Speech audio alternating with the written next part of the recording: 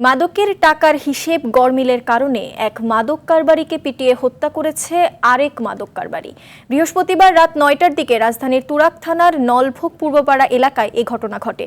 Police জানায়, রুবেল নামে এক মাদক ব্যবসায়ীর হয়ে মাদক বিক্রি করতেন সজীব। মাদক বিক্রির টাকা হিসেব দেওয়ার সময় ১,০০০ টাকা কম দেয়াকে কেন্দ্র করে তার সঙ্গে বিরোধ হয়। এর জেরেই সজীবকে পিটিয়ে হত্যা করা হয়। এ ঘটনায় নিহত পরিবারের পক্ষ থেকে মামলা করা হয়েছে। অভিযুক্ত রুবেল সহ জড়িতদের গ্রেফতারে অভিযান চালাচ্ছে পুলিশ, তবে এখনো কাউকে গ্রেফতার করা যায়নি।